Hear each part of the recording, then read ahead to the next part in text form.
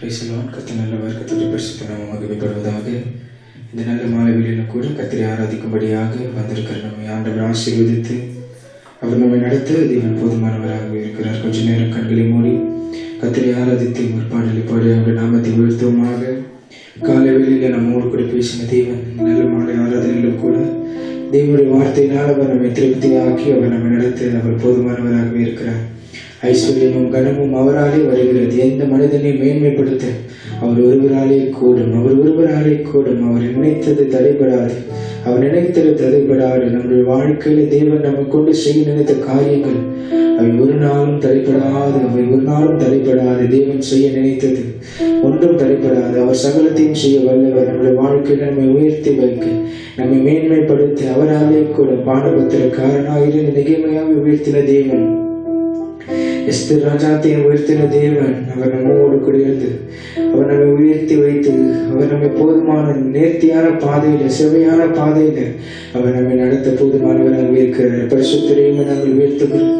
படைத்தவரையுமே நாங்கள் உயர்த்துகிறோம். ஒருவராய் பெரிய காரியங்களை செய்கிறவரையுமே நாங்கள் உயர்த்துகிறோம். நேற்றும் என்றும் என்று மாறாதவரையுமே உயர்த்துகிறோம். ஆண்டவரே, நீர் எத்தனை நல்லவர். கல்வாரி சிலுவையில் எங்கள் சாபங்களை உடைத்தவர். ஆபிரகாமின் ஆசீர்வாதங்களை எங்களுக்கு தந்தவர். ஆண்டவரே, இரத்தத்தினாலே எங்களை கழுவி எங்களை சுத்திகரித்து தேவனே எங்களை நீதிமான்களாக மாற்றி இருக்கிறேன். உங்களுடைய பிரசனத்தினாலே இந்த வேலையில கர்த்தரை எங்களை நிரப்புவீராக. மகிமையாக கர்த்தரை எங்களை நிரப்புவீராக. அல்லேலூயா. ஸ்தோத்திரிக்கிறோம் ஆவியானவரே. உம்மை நம்பின நாட்கள் முதல் கொண்டு இம்மட்டுமாய் நம்மை கைவிடாதபடிக்கு நடத்துகிறவர். நம்மை வெட்கப்படாத நம்மை நடத்துகிறவர். இதுவரைக்கும் அவர் நம்மை தாங்கினார். இனிமேலும் அவர் நம்மை தாங்கி நம்மை நடத்த அவர் ஒருவரை கூடும். அவர் ஒருவரை போதுமானவராகவே இருக்கிறார். நாங்கள் துதிக்கிறோம் ஆண்டவரை, ஸ்தோத்திரிக்கிற தகப்பனே. எங்களுடைய ஆராதனையில் கர்த்தர் நீர் மட்டும் மகிமைப்படுவதாக, உங்களுடைய நாமம் மட்டும் ஆண்டவரை உயர்த்தப்படுவதாக. ஒருவருக்கு எல்லா துதிகான மகிமையை நாங்கள் ஏறெடுக்கிறோம் ஆண்டவரை. ஒருவருக்கு நாங்கள் எல்லா துதிகான மகிமையை ஏறெடுக்கிறோம். நீர் உயர்ந்திருப்பீராக ஆண்டவரை. உயர்த்துகிறோம். எல்லா நாமத்திலும் மேலானவர், எல்லா முழங்கால்களும் முடங்கும்படியான நாமத்தை உடையவரே நாங்கள் ஸ்தோத்தரிக்கிறோம். உம்மை போல ஒருவர் இல்லை. உம்மை போல ஒரு ரட்சகரே. நீரை பாத்திரர், நீரை துதிக்கு பாத்திரர், நீரை நலத்திற்கு பாத்திரர். ஆண்டவரே, உம்மால் செய்யக்கூடாத அதிசயமானவைகள் ஒன்றுமில்லை. மட்டுமாய் தேவனின் நன்மையான காரியங்களை வாழ்க்கையில் செய்து எங்களை தப்பு வித்தியை நடத்துகிறவரை நாங்கள் உயர்த்துகிற சொல்லுங்க. உம்மை போல ஒரு தேவன் இல்லை. ஆண்டவரே, உம்மை போல ஒரு தேவன் இல்லை. நீர் பாத்திரரே. உம்மை நாங்கள் ஆராதிக்கிறோம். உம்மை நாங்கள் உயர்த்துகிறோம். ஸ்தோத்திரிக்கிறோம் ஆண்டவரே. ஹல்லேலூயா. ஸ்தோத்திரிக்கிறோம் ஆண்டவரே. நன்றி செலுத்துகிறோம். இதுவரைக்கும் எங்களை தாங்கினவரே, உம்மை நாங்கள் ஆராதிக்க வந்திருக்கிறோம். உம்மை நாங்கள் உயர்த்த வந்திருக்கிறோம். உம்மை நாங்கள் மகிமைப்படுத்துகிறோம் ஆண்டவரே. இருவரே எங்கள் ஆராதனையில் மகிமைப்படுவீராக. நாமும் ஒன்றை மகிமைப்படுத்த ஆண்டவருடைய பிரசன்னத்தினால் கர்த்தரை நிரப்ப வேண்டுமாய் ஜெபிக்கிறேன் ஆண்டவரே. உமக்கு எல்லா துதிகான மகிமையை எடுக்கிறோம் இயேசுவின் நாமத்தில் பிதாவே. ஆமென். ஹல்லேலூயா. கர்த்தர் நல்லவர். கர்த்தருடைய பரிசுத்த நாமம் மகிமைப்படுவதாக. ஒரு பாடலை பாடி இந்த நல்ல மாலை வேளையிலும் கூட தேவ நாமத்தை உயர்த்துமாக. எல்லாருக்கும் தெரிந்த பாடல். பாடுவோம், மகிழ்வோம், கொண்டாடுவோம். அப்பா சமூகத்தில் பாடி மகிழ்ந்து கொண்டாடும் என்று சேர்த்து சொல்லி நல்லா கைதட்டி பாடி தேவ சமூகத்துல அவை உயர்த்தி அவரை ஆராதிப்போமாக. ஹல்லேலூயா.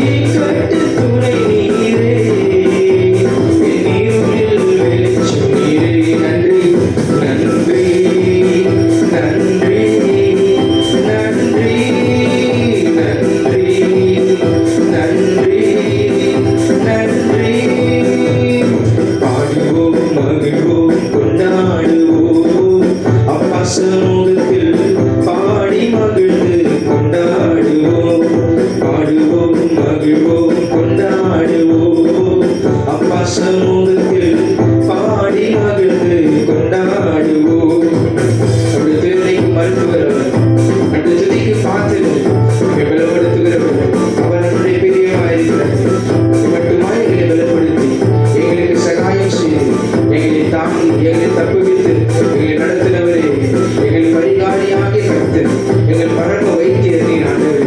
எங்களுக்கு சுகம் தருகிறவர் நீரே. உம்மை உயர்த்துகிறோம் அப்பா. துயர் நீக்கும் மருத்துவரே, என் துதிக்கு பாத்திரரே.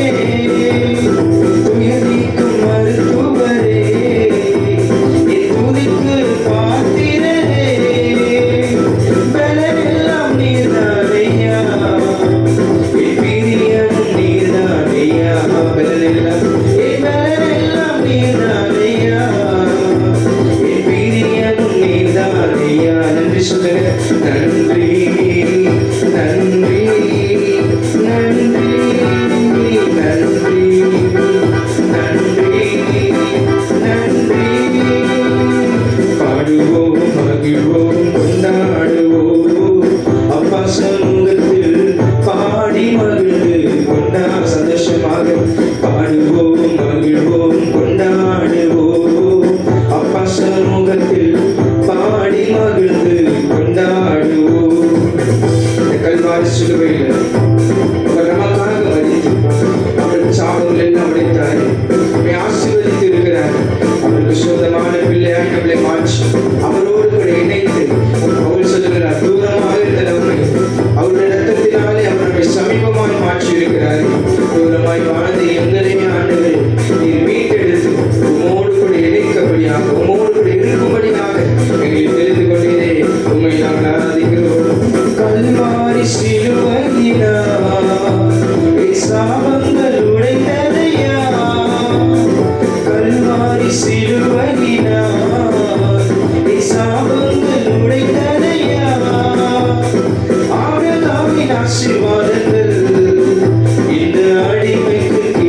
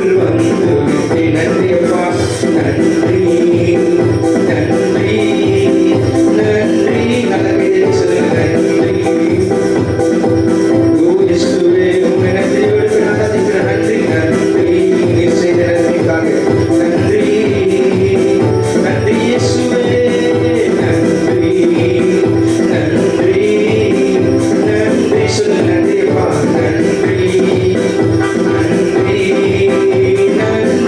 வாயில திறந்து நன்றி மாணவர்களே அவர் செய்த நன்மைகளை கைத்தொழுகிறாக உள்ளத்தில் ஆழ்த்திலிருந்து நன்றி பலிகளை எழுப்புவாங்க. நன்றி நன்றி நன்றி நன்றி நன்றி நன்றி.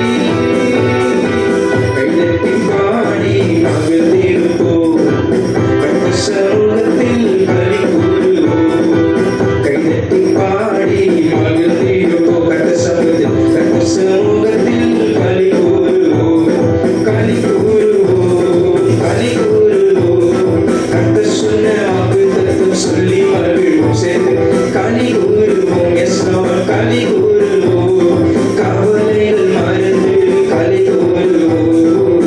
கைதட்டி பாடி மகிழ்ந்திருப்போம் கர்த்தர் சமூகத்தில் களி கூறுவோம். கைதட்டி பாடி நல்ல சந்தோஷமாக ஆராதிப்போமா மகிழ்ச்சியோடு கூட ஆனந்த சத்தமிட்டு அவர் கேட்குமாக நாம் நினைப்பதற்கும் நாம் வேண்டிக் கொள்வதற்கும் மிகவும் அதிகமாக அவர் நம்முடைய கிரிய செய்ய வல்லவரா இருக்கிறார் என்று வேதத்தில் வாசிக்கிறது போல இந்த நாட்களில் நாம் நினைக்கிறதற்கும் நாம் வேண்டிக் கொள்கிறதற்கும் அதிகமாக நம்முடைய வாழ்க்கையில் கிரிய செய்ய அவர் போதுமானவர். நினைப்பதற்கும் நாம் ஜெபிப்பதற்கும் அதிகமாய் செய்திடுவார். சொல்லுங்களேன். நினைப்பதற்கும் நாம் ஜெபிப்பதற்கும் அதிகமாய் செய்திடுவார். களி கூறுவோம் களி கூறுவோம். கர்த்தர் சொன்ன வாக்குத்தத்தம் சொல்லி மகிழ்வோம். களி கூறுவோம் களி கூறுவோம். கவலைகள் மறந்து களி கூறுவோம். கைதட்டி பாடி மகிழ்ந்திருப்போம் கர்த்தர் சமூகத்தில் களி கூறுவோம்.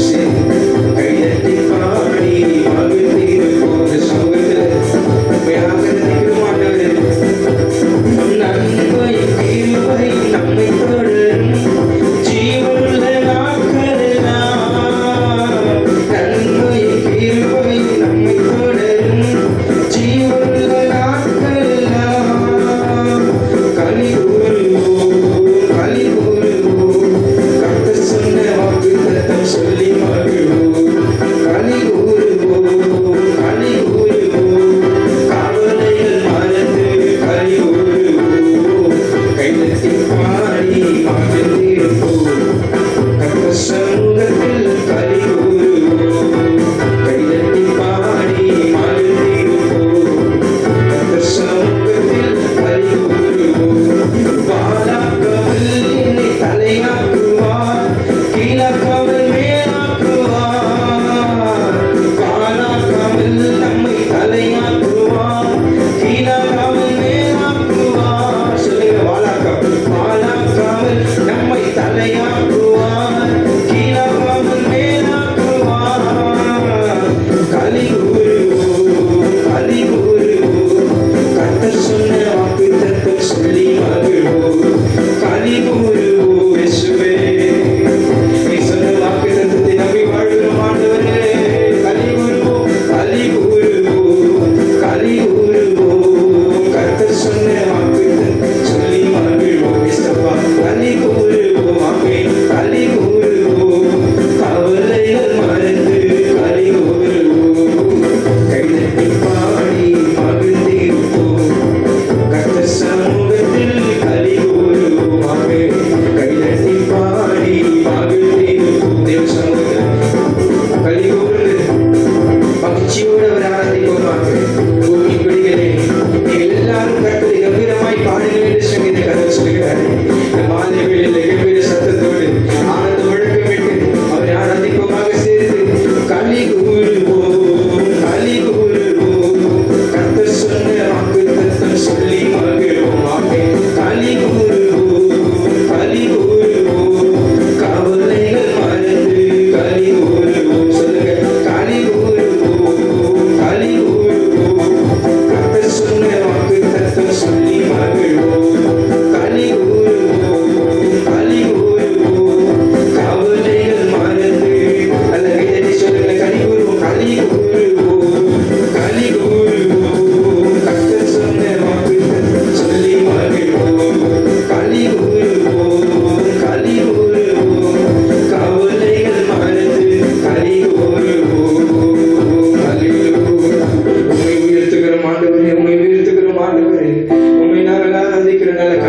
மூடி நல்ல கண்களை மூடி தேவ சமூகத்தில் அவரை மட்டும் நோக்கி பார்ப்போமாக.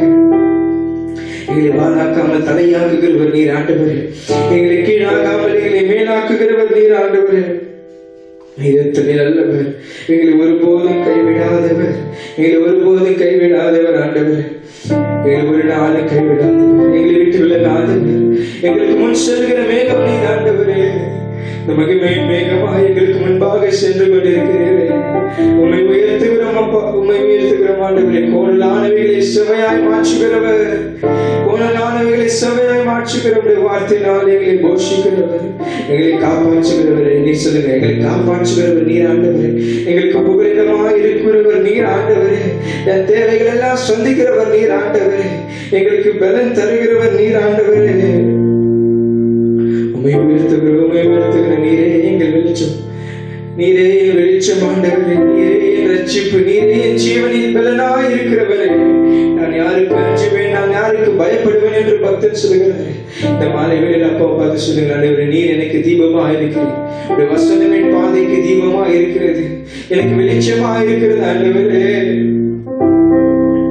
வசனம் ஆண்டவரே நான் துக்கத்தில் மகிழ்ச்சியா இருக்கும்படி செய்கிறது ஆண்டவரே. மட்டும் ஆண்டு வார்த்தைகளை தாங்கிறது ஆண்டவரே. வார்த்தைகளை பலப்படுத்த சொல்லுங்க. ஒவ்வொரு நாளத்தையும் தேவனுடைய வார்த்தை அவர் நம்மோடு கூட பேசுகிறவராக இருந்து நம்மளை பலப்படுத்தி கொண்டு வந்தாரு. வார்த்தையினால் நம்மோடு கூட இடைப்பட்டு கொண்டு வந்தாரு. ஒவ்வொரு நாளும் நம்முடைய ஆவிக்குரிய உணவாக இருந்து வேதம் சொல்கிறது, மனுஷன் அப்பத்தினால் மாத்திரம் அன்றி தேவனுடைய வார்த்தையில் புறப்படுகிற வார்த்தையினால் பிழைப்பான் என்று சொல்லப்படுது. தேவனுடைய வார்த்தை நமக்கு அது உணவாக இருந்து, அது நமக்கு ஆதாரமாக இருந்து, அது நமக்கு பலன் தருகிறதாக இருந்து, ஒவ்வொரு நாளும் அது நமக்கு ஜீவனாக இருந்து, ஊனாக இருந்து, எல்லாவற்றிலும் ஆண்டவர் கர்த்தருடைய வார்த்தை இருபுறமும் கருவுள்ள பட்டயம் போல் இருந்து நேர்த்தியான பாதைகள் நம்மை நடத்துவதற்கு, நம்ம நடப்பதற்கு வார்த்தை நம்மை கொண்டு செல்கிறதாக இருந்தது. இந்த வார்த்தைக்காக நான் செலுத்துகிறேன். தாவீது சொல்கிறார், நானும் கர்த்தருடைய ஆலயத்தில் பச்சையான ஒலிவமர கன்று போல் இருப்பேன் என்று பக்தன் சொன்னது போல ஆண்டவரே சமூகத்தில் வாழ்கிற நாங்கள் பாக்கியவான்கள், உம்மை நம்பி இருக்கிற நாங்கள் பாக்கியவான்கள், கர்த்தருடைய வேதத்தின்படி நடக்கிற உத்தமமாக்கத்தால் பாக்கியவான்கள் என்று சொல்லப்பட்ட வார்த்தைகள் தேவன் நம்மை பாக்கியவான்களாக நடத்தியிருக்கிறார். தேவன் நம்மை பாக்கியவான்களாக மாற்றியிருக்கிறார். ஒரு ஆராதித்தவர் உயர்த்தமாக அல்லேலூயா. உம்மை ஆராதிக்கிறோம் ஆண்டவரே, உம்மை உயர்த்துகிறோம் ஆண்டவரே, உம்மை மகிமைப்படுத்துகிறோம் ஆண்டவரே, ஆண்டவரே உம்மை உயர்த்துகிறோம். நீர் எத்தனை நல்லவர். உம் வசனம்தான் பசியாற்றும் உணவு, உம் பிரசனம்தான் தாகம் தீர்க்கும் தண்ணீர். உம் வசனம்தான் பசியாற்றும் உணவு, உம் பிரசனம்தான் தாகம் தீர்க்கும் தண்ணீர். நீரே வெளிச்சமும் மீட்புமானி, நீரே ஜீவனின் பலனானி. சொல்லுங்களேன், நீரே வெளிச்சமும் மீட்புமானி, நீரே ஜீவனின் பலனானி. நான்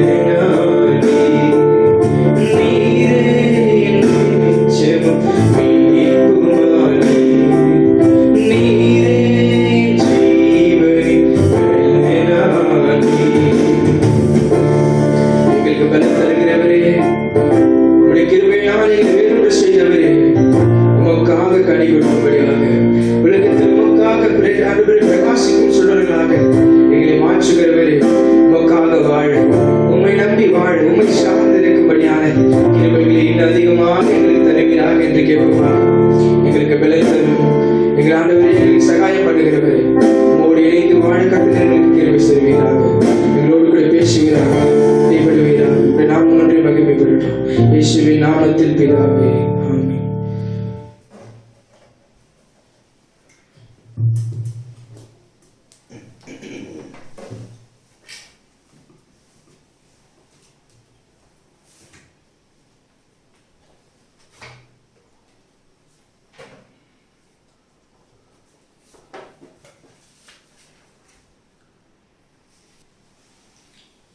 கர்த்தருடைய நாமத்தில் மேம்படாவதாக. இந்த மாலை ஆராதனையிலும் கர்த்தருடைய பிள்ளைகளாக இருக்கிற நாம்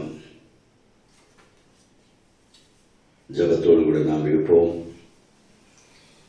இந்த நாள் ஒரு ஜெபிக்கும் நேரம். எல்லா திருச்சபை மக்களும் ஜெபித்துக் கொண்டிருப்பார் நம்புகிறேன். கர்த்தருடைய பிள்ளைகளாக இருக்கிற நீங்களும் ஜெபசந்தியோடு இருக்கும்படியாக இயேசுவின் நாமத்தினால் என்பதும் கேட்டுக்கொள்கிறேன். இந்த மாதவில் நம்முடைய தியானத்திற்காக தெரிந்து கொள்ளப்பட்டதான வேத பகுதி 2 நாளாகமும் 7ஆம் அதிகாரம். 2 நாளாகமும் 7ஆம் அதிகாரம் 11ஆம் வசனத்தை வாசிக்கிறேன். கவனியுங்கள். 2 நாளாகமும் 7ஆம் அதிகாரம் 11ஆம் வசனம். இவ்விதமாய் சாலமோன் கர்த்தருடைய ஆலயத்தையும் ராஜ அரண்மனையையும் கட்டி தீர்த்தான். கர்த்தருடைய ஆலயத்திலும் தன் அரண்மனையிலும் சாலமோன் செய்ய மனதாய் இருந்ததெல்லாம் அனுகூலமாயிற்று. தேவனுடைய வார்த்தை சொல்லுகிறது, சாலமோன் செய்ய மனதாய் இருந்ததெல்லாம் அனுகூலமாயிற்று. அப்படி என்றால் அவன் சாலமோன் தாவீதுக்கு பிற்பாடு ராஜாவாக தேவனால் தேர்ந்தெடுக்கப்பட்டார். தேவனால் தேர்ந்தெடுக்கப்பட்ட சாலமோன் அவருடைய வாழ்க்கையிலே 2 காரியத்தை அங்கே அந்த வசனம் குறிப்பிடுகிறது. முதலாவது கர்த்தருடைய ஆலயம், 2வது தனக்காக அரண்மனை. முதலாவது நான் குறிப்பிட விரும்புகிறேன், உங்களுடைய வாழ்க்கையிலே கர்த்தருக்கு முதலிடம் கொடுங்கள், பிறகு உங்களுக்குரிய காரியத்தை பாருங்கள். பொதுவாக உலகத்தில் உள்ள சில ஊழியர்களும் சில விசுவாசிகளும் முதலாவது தனக்கானவைகள் போகத்தான் மீதி இருந்தால் கர்த்தருக்கானவைகள்.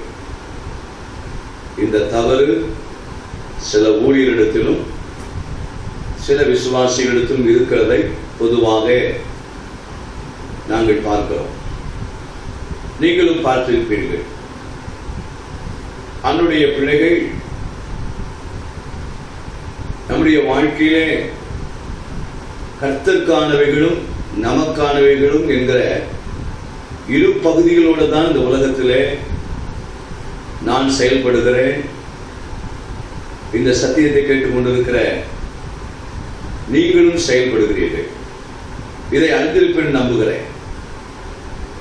முதலாவது தேவனுடைய ராஜ்யம், 2வது தான் என்னுடைய ராஜ்யம். என்னுடைய ராஜ்யம் என்றால் என்னுடைய வீடு, என்னுடைய குடும்பம், என்னுடைய காரியங்கள்.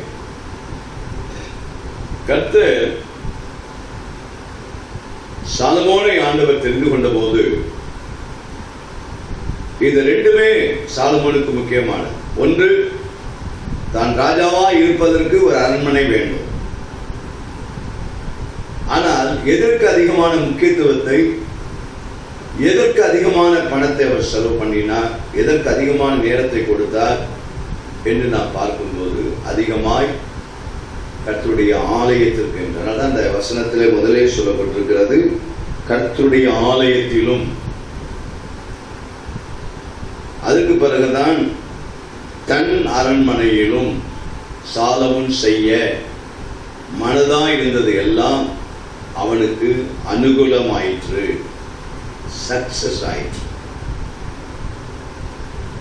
அவர் செய்ய நினைத்தது அனைத்தும் கர்த்தருடைய ஆலயத்துக்கும் சரி, தன் அரண்மனைக்கும் செய்ய நினைத்தவர்கள் அனைத்தும் அனுகூலமாயிற்று. கிறிஸ்துவுக்கு அன்பான கர்த்தருடைய பிள்ளைகளே, இந்த மாலை ஆராதனையிலே நாம் கர்த்தருக்காக எதையாகிலும் செய்ய வேண்டுமானால் செய்ய வேண்டும் என்கிற ஒரு மனம் இருக்க வேண்டும். ஏனென்றால் வேதத்தில் நாம விசுவாசிகளுக்கு தெரியும், சபை மக்களுக்கு, நீங்கள் அவரவர்கள் உங்கள் சபையிலே போய் கர்த்தரை ஆராதிக்கும் போது உங்கள் சபை மேய்ப்பர் உங்களுக்கு நன்றாய் போதித்திருப்பார்கள். தேவனுடைய வசனத்தை உங்களுக்கு நன்றாய் போதித்து நடத்தின உங்கள் சபை மேய்ப்பர் இந்த காரியத்திலே உங்களுக்கு ஒரு நல்ல தெளிவை தந்திருப்பார்கள். என்ன? நாம் கர்த்தருக்காக எதையாயும் செய்ய வேண்டும் என்பதை, ஆனால் எப்படி செய்ய வேண்டும், எந்த மனநிலையிலே செய்ய வேண்டும். பல நேரங்களிலே நமக்கு அநேக காரியங்கள் தோல்வியில் முடிய காரணம் என்ன? காரியங்கள் வாய்க்காமல் போகிறது, சித்தி பெறாமல் போகிறது, ஆரம்பித்தவைகள் முடிக்காமல் போய்விடுகிறது. கிறிஸ்துவுக்குள் அன்பான தேவனுடைய பிள்ளைகளே, கர்த்தருடைய ஆலயத்தினுடைய வேலையை ஆரம்பித்த சாலமோன் அதை செய்து முடித்தார், அதை நிறைவேற்றி முடித்தார். அதான் செய்ய மனதாய் இருந்தது எல்லாம் அனுகூலமாயிற்று என்றால் ஆரம்பித்து முடித்தார். ஆரம்பித்து முடிக்கணும். எல்கேஜியில் ஆரம்பித்தால் +2 முடிக்கணும். கல்லூரியிலே ஒரு டிகிரிக்காக படித்தால் அதை முடிக்கணும். அதான முடிவு. முடிவில்லாத ஒரு படிப்பு கிடையாது. அது முடிச்சுட்டாங்க என்பதற்கு தான் ஒரு சர்டிபிகேட். இவர் இந்த படிப்பை முடித்தார் என்ற ஒரு சர்டிபிகேட். எல்லாமே அப்படிதான். ஒரு கழக பிரவேசம் என்றால் முடித்தார், ஒரு வீட்டு வேலை ஆரம்பித்தார், முடித்தார். நம்முடைய கிறிஸ்தவ வாழ்க்கையிலே பரிசுத்த வேதம் என்ன சொல்லுது தெரியுமா? கட்டாயமாய் அல்ல. நான் முன்னுரையாய் பேசுகிறேன், அதுக்கு பிறகு சில காரியங்களோடு கூட நான் பேசுவேன். எதையும் ஃபோர்ஸ் பண்ணி, உங்களை பலவந்தம் பண்ணி,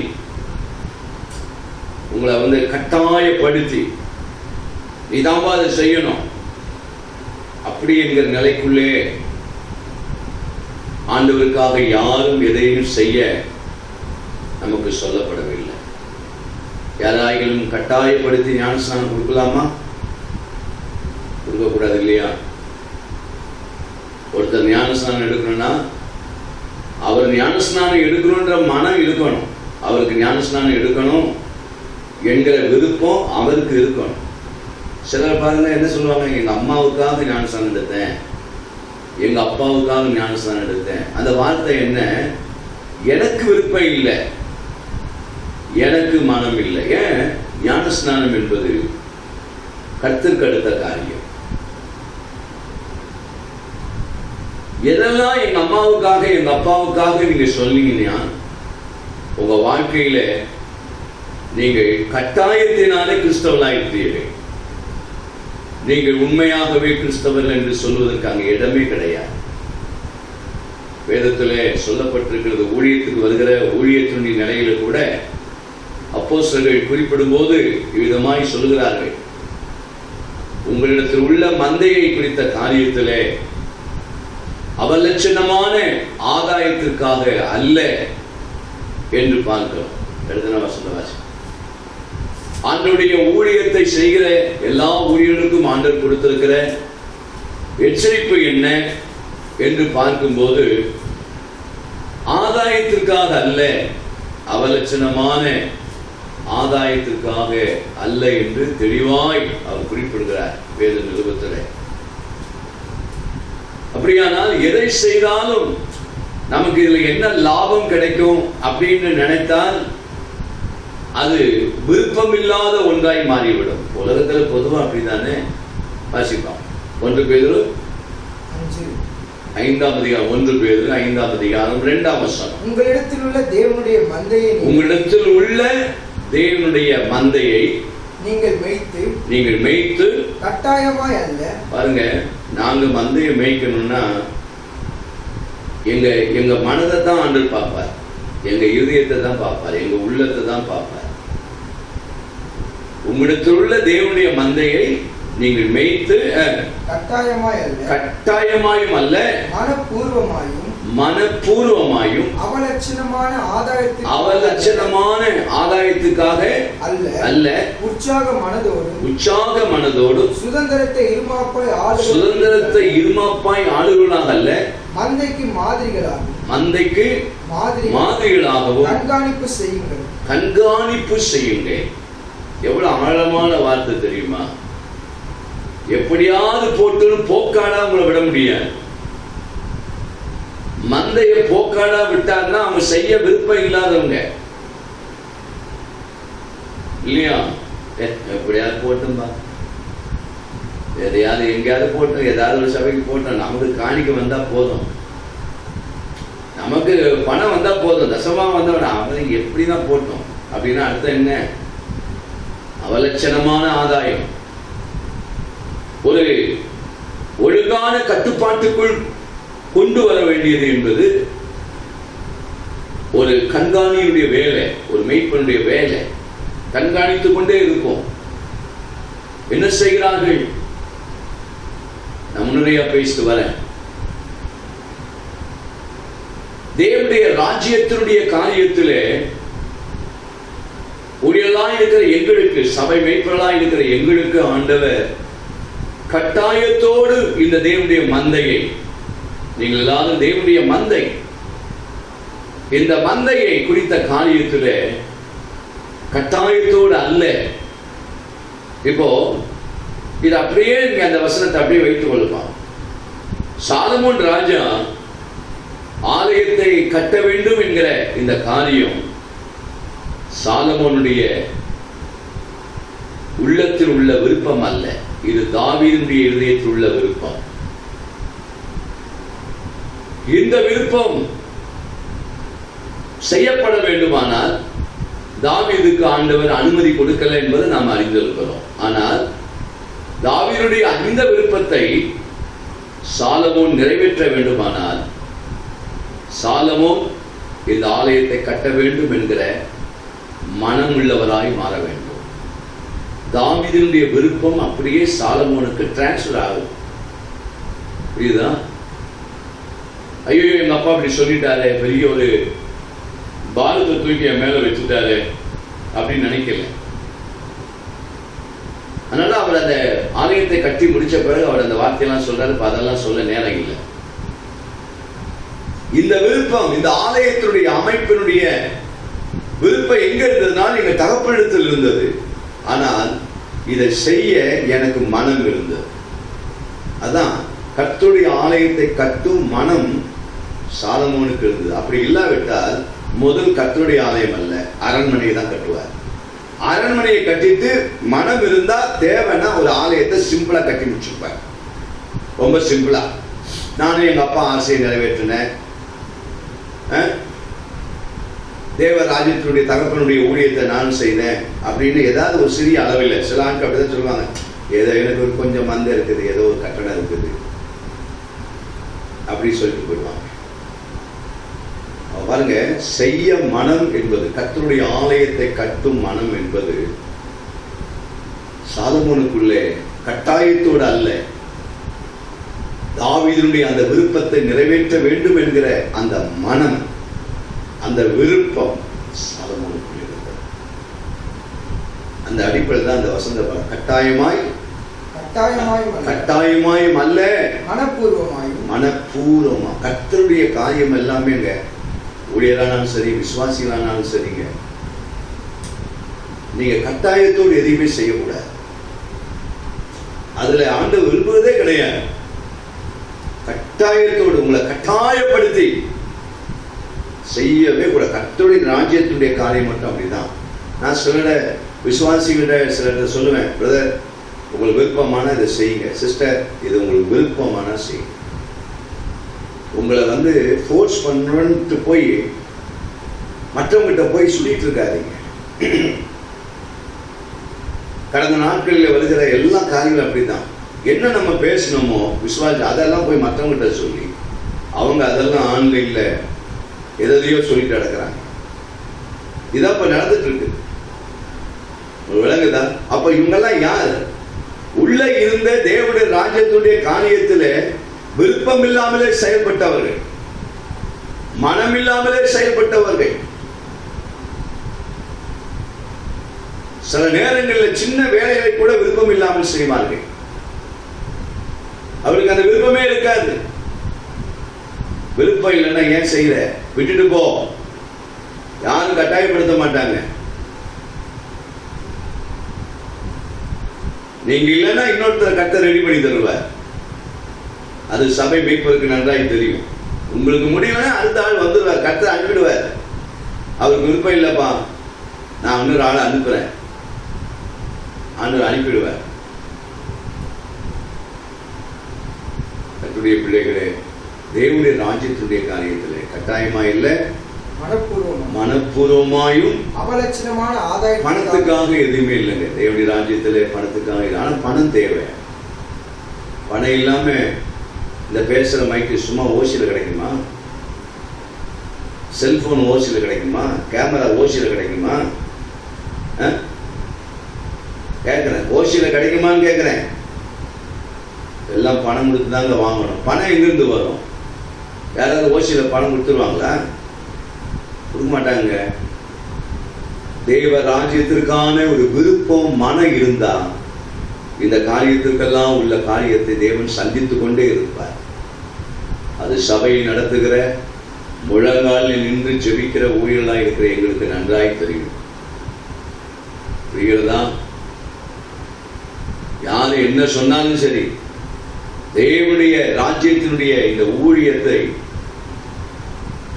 எப்படி செய்கிறோம் என்பதை கர்த்தர் பார்க்கும் போது அதற்குரியவைகளை செய்வார். வசந்த வாசிப்பா.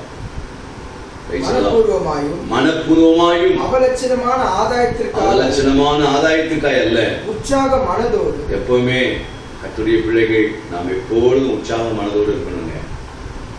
உற்சாக மனதோடும் சுதந்திரத்தை இருமாப்பாய் ஆளுகளாய் அல்ல, மந்தைக்கு மாதிரிகளாகும் கண்காணிப்பு பாருங்க. இதெல்லாம் எங்களுக்குரிய எச்சரிப்பு. இப்படிதான் இருக்கணும் அப்படின்னு இருக்கிறது. இப்படிதான் செய்யணும். அப்பதான் நான் செய்ய மனதாக இருக்கிற காரியம் எல்லாம் அனுகூலமா இருக்கும். இந்த அனுகூலமா இருக்குன்றது தான் வெற்றி. எப்படி எனக்கு வரும் தெரியுமா? நான் சபை மேய்ப்பேன், எனக்கு எப்படி நான் செய்யறதெல்லாம் எனக்கு அனுகூலமா இருக்கும். ஆண்டவரோட சொல்றாரு, அதை செய்ய சொல்லும் போதெல்லாம் இந்த ஆண்டவருக்கு வேலை இல்லை, இவர் தேவையில்லாமல் இதெல்லாம் சொல்லிட்டு இருக்கிறாரு, பேசிட்டு இருக்கிறாரு அப்படின்னு இருந்தேன்னா நான் தேவ ராஜ்யத்துக்காக ஒரு பேர் அளவில் தான் எதையோ செய்யணும்ன்ற எண்ணம் இருக்கும். நான் செய்த காரியம் எனக்கு அனுகூலமாகவே இருக்காது.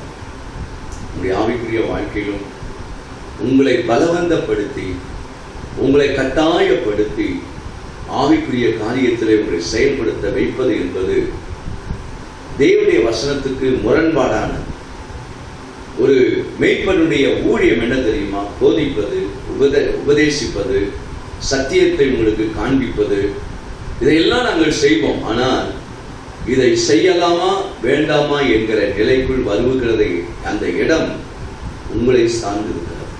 நீங்கள் அதிலே மனம் உள்ளவர்களாக இருக்க வேண்டும். அப்பதான் செய்ய மனதாக இருக்கிற அத்தனையும் ஆண்டவர் அனுகூலமாக்குவார். எல்லாம் சரியா முடியுங்க. ஒரு குறைவில்லாம ஆண்டவர் செய்வார். ஒரு குறையும் வராது. இயேசுவின் நாமத்தினால் அந்த விருப்பத்தை கர்த்தர் பார்க்க விரும்புகிறார். இந்த சாலமோன் ராஜா ஆண்டவர் இவரை ராஜாவாய் தெரிந்து கொள்ளும் போது நம்ம ராஜாக்களின் புஸ்தகத்திலே நாம் பார்க்கிறோம். 1 ராஜாக்கள் 3ஆம் அதிகாரத்திலே அங்கே சொல்லப்பட்டிருக்கிறது. இந்த சாலமோன் ராஜாவை பற்றி அங்கே நாம் வாசிக்கும் போது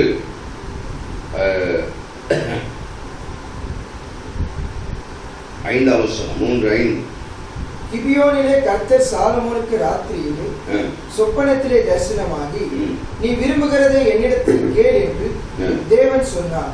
நீ விரும்புகிறதை என்னிடத்தில் கேள் என்று ஆண்டவர் ராத்திரி சொப்பனத்திலே அவனுக்கு சொன்னார். நீ விரும்புகிறதை கேள். அப்பொழுது அவன் விரும்புகிறதை, சாலமோன் விரும்புகிறதை ஆண்டவரிடத்திலே கேட்கிறார். 10ஆம் வசனம், சாலமோன் இந்த காரியத்தை கேட்டது, சாலமோன் இந்த காரியத்தை கேட்டது ஆண்டவருடைய பார்வைக்கு உகந்த விண்ணப்பமாய் இருந்தது. ஆண்டவருடைய பார்வைக்கு உகந்த விண்ணப்பமாய் இருந்தது. ஆண்டவருக்கு பிரியமான விண்ணப்பமாய் இருந்தது. சாலமோனுடைய ஆரம்ப வாழ்க்கை, இந்த ஆரம்ப தொடக்கம் எப்படி இருந்தது என்றால், ஆண்டவரே சொன்னார், இந்த விண்ணப்பம் எனக்கு உகந்த விண்ணப்பம். இதான் சாலமோனுடைய ராஜாவுடைய விண்ணப்பம். அவரை பார்த்து கேட்கிறார், நீ விரும்புகிறத எனக்கு கேளப்பா அப்படின்னார். அப்போ அந்த விருப்பம் உள்ள எடுத்து பாருங்க. அந்த விருப்பம் என்ன? எனக்கு ஆண்டவரே, எனக்கு ஒரு ஞானத்தை எனக்கு தாரும் ஆண்டவரே. வேற ஒண்ணும் கேட்கல. நான் ஒரு சின்ன பிள்ளை, எனக்கு என்ன வேணும் ஆண்டவரே? எனக்கு ஞானமுள்ள இருதயத்தை தார். 9ஆம் வசனத்துல பார்க்க, எனக்கு எப்படிப்பட்ட இருதயம்? ஞானமுள்ள இருதயம். தேவனுடைய ராஜ்யத்தினுடைய காரியம் எல்லாம், ஏன்னா இஸ்ரவேல் ஜனத்துக்கு சாலமோன் ராஜாவா இருக்கணும் இல்லையா? அப்போ தேவனுடைய ஜனமாகிய இஸ்ரவேல் மக்களுக்கு, பாருங்க, உலக மக்களுக்கு ராஜாவா இருப்பது என்பது வேற, தேவனுடைய மக்களுக்கு ராஜாவா இருப்பது என்பது வேற. ராஜாக்களின் புஸ்தகத்தில் இருக்கிற ராஜாக்கள் எல்லாம் தேவனுடைய மக்களுக்கு ராஜாக்களாய் இருந்தார்கள் இல்லையா? அப்ப தேவனுடைய மக்களுக்கு ராஜாவாய் இருக்கிறவர்கள், இஸ்ரவேலுக்கு யூதாவுக்கு என்கிற நிலைகளிலே இவர்கள் ராஜாக்களாய் தெரிந்து கொள்ளப்படும் போது, இந்த ராஜாக்களுக்கு உலக ஞானம் இருக்கக்கூடாது. இன்னைக்கு எங்க உலக ஞானம் இருக்கிறதோ அங்க சீர்கெட்டு போகும், தெரியுமா? இப்ப சாலமோனுக்கு என்ன ஞானமே இல்லைன்னு அர்த்தமா? அவர் ஞானம் உள்ளவரா இருந்தால்தான், நீ விரும்புகிற இடத்துல கேள்வி, அவருக்கு ஏற்கனவே ஞானம் இருக்குது. ஆனா அந்த ஞானத்தில் அவர் என்ன சொல்ற, இந்த ஜனங்களை நான் நடத்தணும்னா எனக்கு ஞானம் உள்ள இருதயத்தை தாரும். அப்போ இந்த விருப்பம் சாலமோனுக்குள்ள இருந்தது. அல்லேலூயா. உண்மையான விசுவாசிகளே, கர்த்தருடைய பிள்ளைகளே, இந்த மாலை ஆராதனையிலே உங்களுக்குள்ள என்ன தெரியுமா இருக்கணும்? ஒரு விருப்பம் இருக்கணும். ஆண்டவரே, நான் தேவனுடைய பிள்ளை, ஆண்டவரே நான் தேவனுடைய ராஜ்யத்தினுடைய பிள்ளை, என் குடும்பத்தை நடத்த எனக்கு இருக்கிற ஒரே ஒரு விருப்பம் என்னன்னா, எனக்கு ஞானமுள்ள இருதயம் தான் ஆண்டவர் எனக்கு வேணும். அந்த மனம் எனக்கு வேணும் ஆண்டவர், அந்த விருப்பம் எனக்கு வேணும்.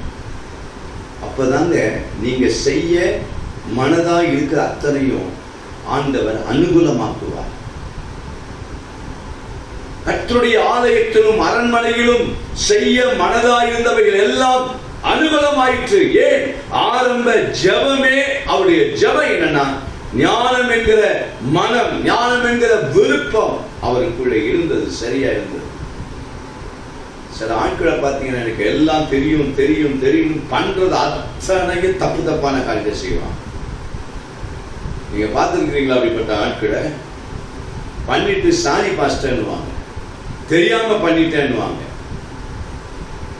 பண்றது அவ்வளவு தவறான காரியங்கள். நான் ஒரு சகோதரன் சொன்ன, இந்த லெட்டரை இப்படி எழுதாத, இப்படி எழுது. இன்னொரு சகோதரர் சொல்றேன், நீ அவரை பார்க்க போனால் என்கிட்ட பேசுற மாதிரி அங்க போய் பேசாத. நான் உங்ககிட்ட ரொம்ப க்ளோஸா பேசுறேன். நான் ஒவ்வொரு சில இடத்துல சில நேரங்களில் உங்களுக்கு ரொம்ப நெருக்கமா பேசுறேன். அதனால நீங்க ரொம்ப ஃப்ரீ ஆயிடுறீங்க. அதனால பாருங்க, சிலர் ஸ்டாண்டர்டா நிற்பாங்க, ஒரு இடைவெளியில் நிற்பாங்க, இவ்வளவுதான். இவர் வெளியே போய் சொல்லுவார், அவர் இப்ப பெரிய ஆள் ஆயிட்டார், முன்ன மாதிரிலாம் நம்மகிட்ட நெருங்கி பேச மாட்டார். உங்களை நெருங்கி பேசினா என்ன வரும்னு எங்களுக்கு ஞானம் இருக்குது. விளங்குதா? கர்த்தருடைய பிள்ளைகளை ஏன் நான் சொல்றேன், பல நேரங்கள் நம்முடைய வாழ்க்கையில தேவனுடைய ராஜ்யத்தினுடைய காரியத்திலே, நம்முடைய குடும்பம், நம்முடைய காரியங்களிலே தவறுகள் நடந்த பின்பு ஞானத்தை கேட்க கூடாதுங்க. ஆரம்பத்திலே சாலமோன் கேட்கிறார், எனக்கு ஞானத்தை தாரும். அப்ப அதுக்கு பரீட்சை வந்ததா இல்லையா? வந்தது இல்லையா? டெஸ்ட் வந்தது இல்லையா? ஒரு தாய்க்கு, 2 தாய்க்கு 2 பிள்ளை பிறந்து, ஒரு பிள்ளை மறித்து போனா, இன்னொரு பிள்ளை உயிரை மாற்றி வச்சுட்டு போது ராஜாவுடைய தீர்ப்பு அங்க வந்த போதுதான் ராஜாவுக்கு, சாலமோன் ராஜாவுக்கு தேவனுடைய அந்த ஞானம் இருக்குது என்பது வெளிப்படுத்தப்பட்டது. இதுக்குதான் இந்த தேவனுடைய பிள்ளைகளுக்காக ராஜாவாக இருக்கிறவர்களுக்கு ஞானமுள்ள இருதயம் வேணுங்க. உலகத்தார் கொடுக்கிற தீர்ப்பு மாதிரி நம்ம கொடுக்க முடியாது. அது கர்த்தருடைய பிள்ளைகள் புரிஞ்சுக்கணும். பாஸ்டர் அவங்க இப்படி சொன்னாங்க, எப்ப அவங்க யாரு, நாம யார் தெரியுதா உனக்கு? அவங்க யாரு? உனக்கு ஒரு தீர்ப்பு சொன்னாங்களே, அவங்க யாரு? பாஸ்டர் அவங்க இப்படி சொன்னாங்க, புருஷன் பிடிக்கலன்னா விட்டுட்டு வான்னு சொன்னாங்க, மனைவி பிடிக்கலன்னா விட்டுட்டு வான்னு சொன்னாங்க, பிள்ளையை துரத்தி விடுன்னு சொன்னாங்க. சொன்னவங்க யாரு? அவங்க உலகத்தை. நீ யாரு? நீ எப்படிப்பட்டவ? அவங்க சொன்னாங்க அவனை அடிச்சு கொன்னுடுன்னு சொன்னாங்க, நீ யாரு? பல நேரங்கள் நாம யாரு என்கிற அறிகிற அந்த ஞானம் இல்லாமல் போய்விடுகிறது. நம்முடைய வாழ்க்கையிலே அன்பான தேவனுடைய பிள்ளைகளே, ஆண்டவருக்கு அந்த விண்ணப்பம் உகந்த விண்ணப்பமாக இருந்தது. அதற்கு பிறகுதான் அந்த ஞானமுள்ள இருதயத்தோடு தான் கர்த்தருடைய ஆலயத்தை கட்ட ஆரம்பித்தார். பாருங்க, ஞானமுள்ள இருதயத்தோடு ஜனங்களை நடத்தினார், ஞானமுள்ள இருதயத்தோடு கர்த்தருடைய ஆலயத்தின் பணிகளை செய்தார். அதெல்லாம் அங்க நீங்கள் ராஜாக்கள் புஸ்தகத்திலும் சரி, 4ஆம் சரி நீங்கள் வாசிக்கும் போது எவ்வளவு ஞானம் உள்ளவராக அவை எல்லாவற்றையும் அவர் செய்தார். ஜனங்களை நடத்துவதும் சரி, ஆலயத்தை கட்டுறதும் சரி, தேவன் கொடுத்த ஞானம் எல்லாவற்றிலும் வெளிப்பட்டார். மாலைவேளை முதலாவது சொல்கிறேன், உங்களுக்கு செய்ய மனதாய் இருந்தவைகள் எல்லாம் உங்களுக்கு அனுகூலமாய் இருக்கும். ஆனால் செய்ய மனமுள்ளவர்களாக செய்யக்கூடிய ஞானம் உள்ளவர்களாக இருங்க. புரிகிறதா? ஒரே ஒரு வார்த்தை சொல்லிட்டு போற, கட்டாயமாக எதையும் நீங்கள் செய்ய வேண்டாம். அது உங்களுக்கு அது நன்மையை உண்டாக்காது, உண்டாக்கவே உண்டாக்காது. நாங்கள் சில ஆட்களை பார்ப்போம், ஒரு வேலையை கொடுப்போம், அந்த வேலையை அவர் எப்படி செய்யறான்னு பார்ப்போம். அடுத்த நாள் போன் பண்ணி கூப்பிட்டா வரமாட்டார். எங்களுக்கு அதுலேயே தெரிஞ்சிடும், இவர் இதில் விருப்பம் இல்லாதவர். பல நேரங்களிலே உங்க வாழ்க்கையில பாருங்க, உங்க பிள்ளைகள் எடுத்துக்கங்களேன், உங்க வீட்டு வேலைகளை செய்கிறதுல அவருக்கு எப்படி இருக்கிறார்? ஹல்லேலூயா, ஸ்தோத்திரம்.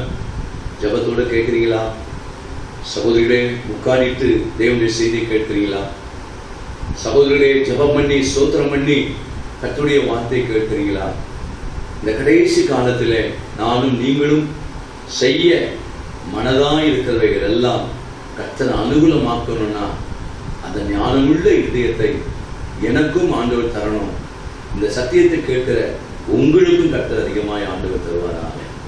நாமே நம்மை புத்திசாலிகளாக எண்ணி தேவனுடைய ஞானத்தை நாம் பெற்றுக்கொள்ளாமல் இருக்கவே கூடாது. பல காரியங்களை நான் சொல்ல முடியும்.